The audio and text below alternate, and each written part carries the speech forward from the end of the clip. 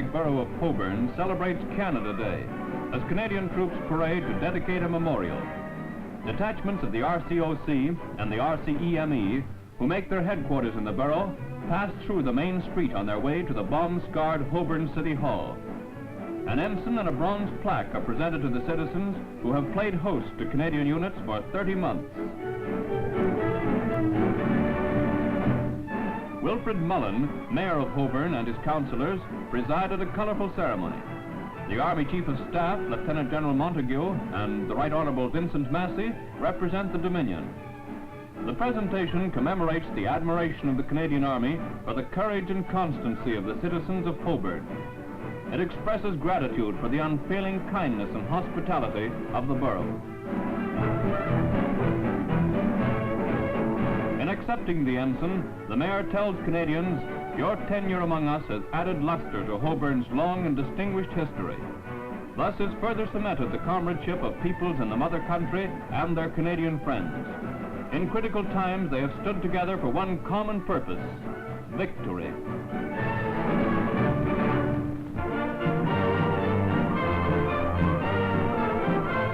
The Honourable John Bracken, leader of Canada's Progressive Conservative Party, visits a military hospital in England. The objects of his visit are to see Canadian men and women in the active army overseas, to understand the extent and character of the operations in which they are involved, to try to plan wisely for the future of these men and women when they return to Canada. He greets many veterans from his home province of Manitoba.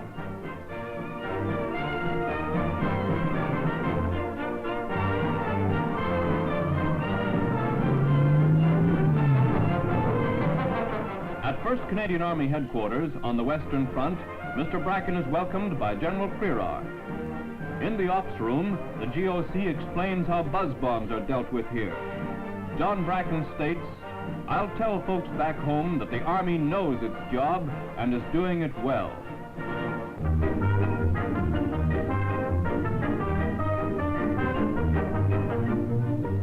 Canadian genius for improvisation goes to work on those pneumonia specials, the Jeeps. In Italy, several super-duper winter models are on display. The only limit to the class of the crate is the amount of material which may be scrounged. If you can lay hands on enough talc from some officer's map board, you can equip her with side windows. They're always useful while watching for MPs. Then there's the sport model, made by crossing a station wagon with old Betsy. Care must be taken not to cross the quartermaster at the same time, or it will be a frosty Friday. The Black Maria design is very popular. Maybe it brings back sad memories, but it does have advantages. Something new has been added. That something should be filled with water, but use your own judgment. If you are a general officer, you are entitled to the custom-built town car. First, you borrow a used car from friendly Italian natives. Be sure you leave them friendly. Then you graft it onto the chassis with Dawn-8 cable from Signals and chewing gum from the Yanks. The results are amazing. Even heaters are available if you speak nicely to certain people. With all the modern conveniences in Italy, they are able to drive in issue underwear until the thermometer hits 40 below. At least, so they claim.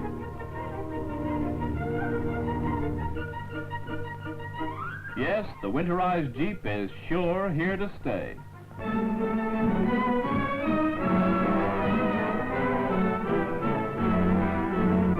There's no job too big to be handled by that Army garage behind the lines, the RCEME workshop.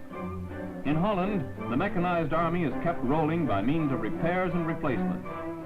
Those things which can't readily be fixed are replaced from the great stock of supplies continually arriving from Canada. All vehicles are given routine checks. Motorcycles need plenty of care, and charging batteries is a big job in itself.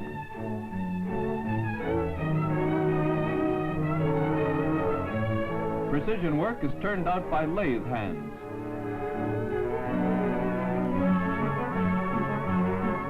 An ammunition carrying rack is welded on the back of a carrier. In one corner of the workshop, a smithy operates. Every detail of every vehicle is attended to by experts. When action is taking place, They work at high pressure 24 hours a day to keep the Army moving.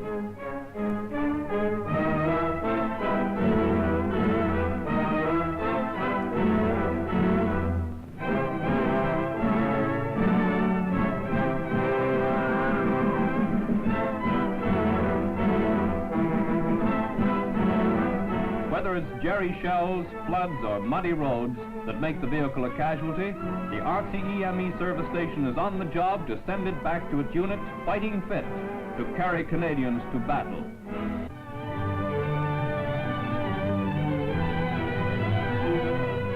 For the first time in several years, a typical Canadian snowstorm in miniature hit southern England. In the central area of London, nearly 2 inches of fluffy, damp snow covers everything. In the suburbs, as much as 4 inches make transportation difficult while delighting Canadians on leave. The harsh outlines of familiar landmarks are softened by winter's magic touch.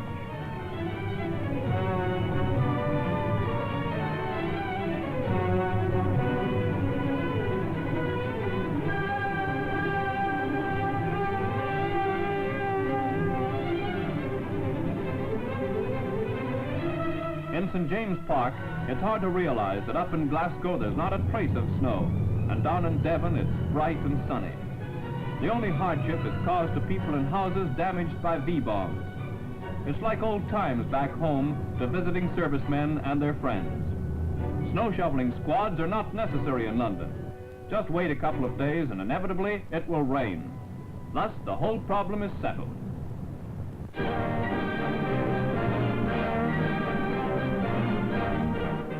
Hardy Canadian bush pilots navigating their own planes pioneered the great Canadian Northwest staging route. The story of its development is now just released. Flying over a treacherous wilderness, they brought vital supplies to lonely outposts. In the 1920s, they gathered the hard way the details which make possible the great 1944 air highway to Russia. Putting their data to use, the Canadian government built a chain of airports from Edmonton to Alaska. After the United States entered the war, Canada offered the Americans free use of the airway to Alaska. Extension and enlarging of airfields is carried on by the United States and Canada to accommodate the large volume of traffic. A typical example of good neighbors at work together. At the central airport of the route, Edmonton, Alberta, supplies are loaded. They are consigned to key stations along the airway. A continuous shuttle service is in operation to ferry maintenance equipment and supplies.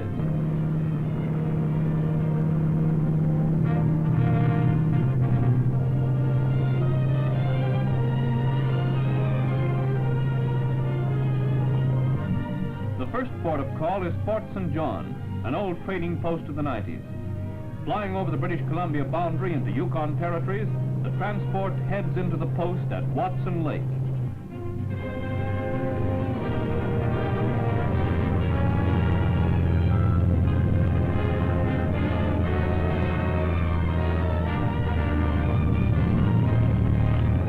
At Watson Lake, refueling is done by the United States Army Air Corps.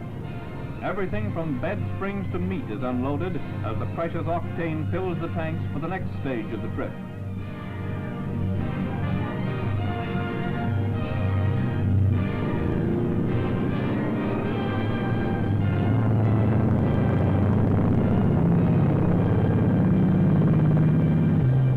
Close to the Alaska Highway, the air route is removed from the Pacific coast. It is comparatively free from enemy attack. At Whitehorse, Yukon Territories, the American ambassador to Canada, the Honorable Ray Atherton, inspects the station and its staff. Relics of yesterday's transportation systems contrast strangely with the modern way of travel. Dog teams are still used in rescue parties.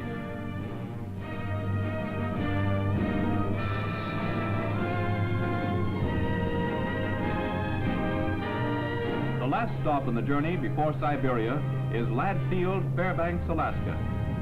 In the hangars of the United States Army Air Corps, dozens of American fighter planes are ready for their hop to Russia. Over 5,000 American-built planes have been flown to Russia over the Northwest staging route. U.S. pilots ferry planes from American bases to Fairbanks, and there the Russians take them away.